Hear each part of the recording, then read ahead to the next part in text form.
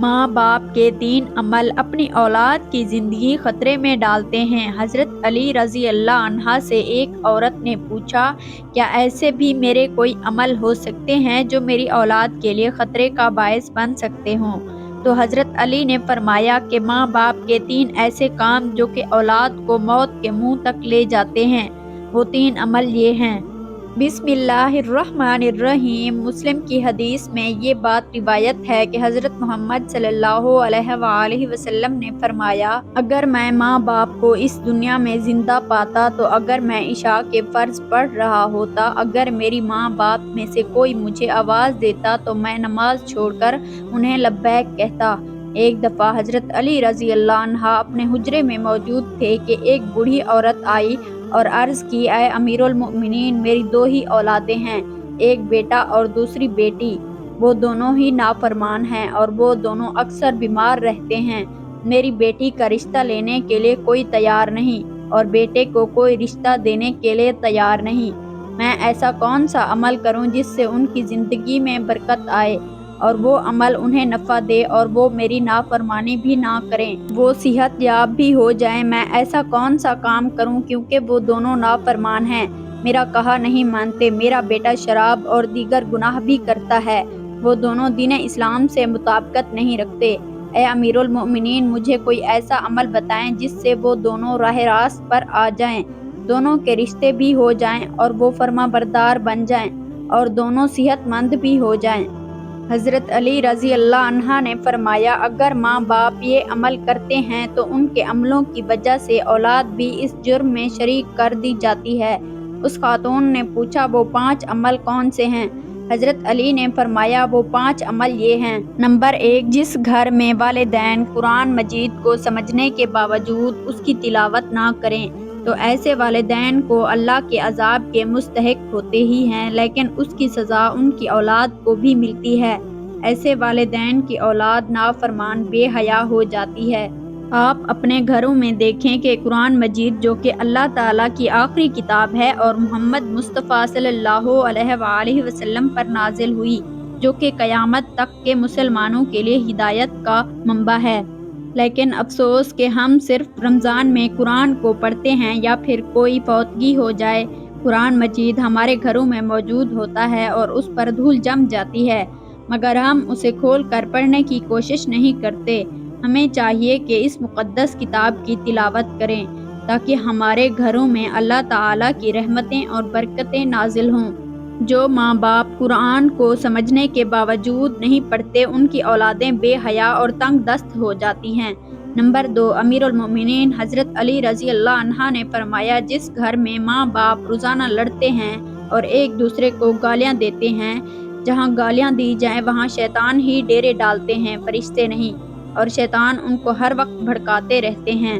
آپ خود سوچیں کہ جس گھر میں ہر وقت شیطان کا بسیرا ہو، فرشتے وہاں نہ آئیں تو ایسا گھر تو جہنم ہی ہوگا، کیونکہ فرشتے تو یہودیوں اور مشرکوں کے گھر میں نہیں آتے۔ حضور پاک صلی اللہ علیہ وآلہ وسلم کا فرمان اقدس ہے کہ ایک دوسرے کو گالیاں دینا اسلام میں حرام ہے۔ والدین کو دیکھ کر اولاد جوان ہوتی ہے، جیسا کہ طرز عمل والدین کا ہوگا اولاد بھی ویسی ہوگی۔ جن بچوں نے ساری عمر اپنے والدین کو لڑائی جھگڑا کرتے، گالیاں دیتے دیکھا تو ایسی اولاد سے والدین کیسے توقع رکھ سکتے ہیں کہ ان کی اولاد فرما بردار ہوگی؟ اس لیے حضرت علی نے فرمایا کہ ماں باپ کو چاہیے کہ دین اسلام میں بات چیت کے جو طریقے بتائے گئے ہیں ان پر عمل کریں تاکہ ان کی اولادوں کی تربیت درست طریقے سے ہو۔ اس طرح آپ کی اولادیں نافرمان اور بے حیا نہیں ہوگی۔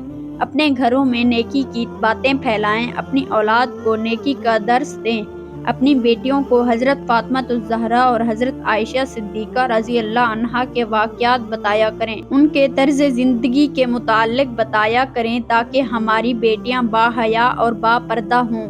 نمبر 3، مولا علی رضی اللہ عنہ فرماتے ہیں کہ ماں باپ کی بے پردگی کی وجہ سے ان کی اولادوں پر بیماریوں کا حملہ ہوتا ہے۔ حدیث صحیح بخاری میں حضرت ابو ہریرہ رضی اللہ عنہ سے مروی ہے کہ نبی کریم صلی اللہ علیہ وآلہ وسلم نے فرمایا کہ پردہ دار عورت پر جنت واجب ہے، جبکہ بے پردہ عورت پر جہنم واجب ہے۔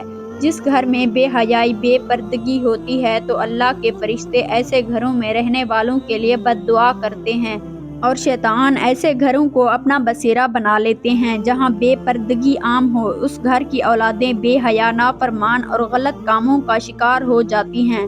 یہی نہیں بلکہ پریشانیاں اور مصیبتیں ایسی اولاد کا مقدر بنتی ہیں۔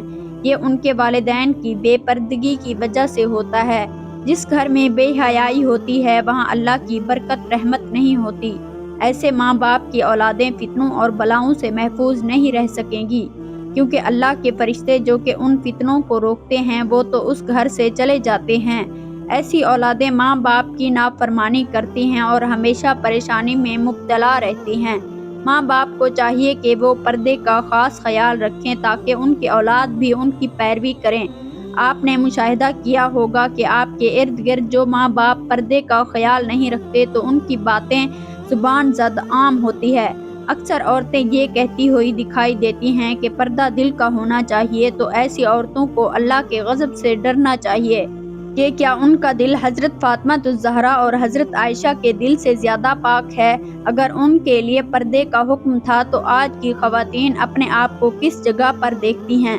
ناظرین، اپنی بیٹیوں کو حضرت فاطمہ الزہرا عنہا کے واقعات بتائیں اور انہیں بتائیں کہ ان کی رول ماڈل کون ہونی چاہیے۔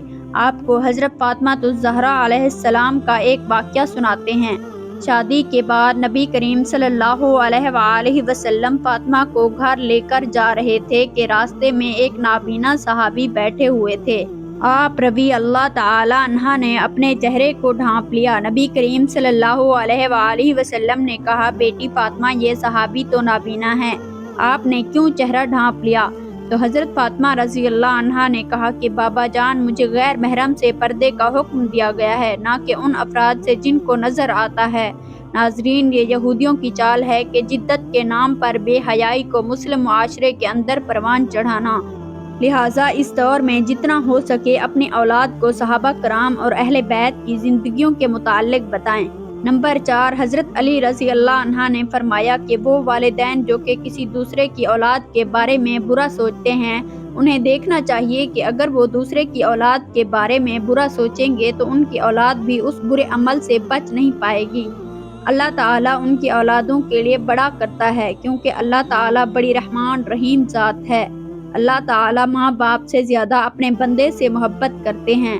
اگر تم کسی کی اولاد کو پریشانی میں ڈالو گے تو اللہ تعالیٰ وہی نظریہ تمہاری اولادوں پر مسلط فرما دیتے ہیں، کیونکہ جیسا کرو گے ویسا بھرو گے۔ جیسا تم دوسروں کی اولادوں کے متعلق سوچتے ہو، اللہ تعالیٰ وہی نظریہ دوسروں کے ذہن میں تمہاری اولادوں کے متعلق بنا دیتا ہے۔ جیسا تم کسی کی بیٹی کے بارے میں چاہتے ہو، اللہ تعالیٰ ویسا ہی تمہاری بیٹی کے ساتھ کرتا ہے۔ حدیث پاک کا مفہوم ہے کہ نبی کریم صلی اللہ علیہ وآلہ وسلم کے پاس ایک صحابی آئے اور عرض کی، یا رسول اللہ، فلاں صحابی عورت کو چھپ چھپ کر دیکھتے ہیں۔ تو آپ صلی اللہ علیہ وآلہ وسلم نے اس صحابی سے فرمایا، اس صحابی کو بلا کر لاؤ۔ جب وہ صحابی آپ کی خدمت اقدس میں حاضر ہوئے تو آپ نے اس سے کہا کہ تم اپنے گھر کی حفاظت کی ذمہ داری چھوڑ گئے ہو کیا؟ صحابی نے جواب دیا، نہیں، میں تو اپنے گھر کی آپ کے فرمان کے مطابق نگہبانی کرتا ہوں۔ آپ صلی اللہ علیہ وآلہ وسلم نے فرمایا، جاؤ گھر جا کر دیکھو کہ کیا آپ کا گھر محفوظ بھی ہے یا نہیں۔ وہ صحابی جب گھر گئے تو دیکھا کہ اس کے گھر کی ایک دیوار گر چکی ہے۔ وہ صحابی واپس آپ صلی اللہ علیہ وآلہ وسلم کی خدمت میں حاضر ہوئے اور پوچھا، یا رسول اللہ، یہ کیا معاملہ ہے؟ تو آپ صلی اللہ علیہ وآلہ وسلم نے فرمایا، اگر تم کسی کی عورت کو دیکھو گے تو اللہ تعالیٰ تمہارے گھر کی دیواروں کو گرا دے گا۔ دوسروں کی بیٹیوں کو اپنی بیٹیاں سمجھو، ہر بہن کو اپنی بہن سمجھو، تاکہ تمہاری عزتیں بھی محفوظ رہ سکیں۔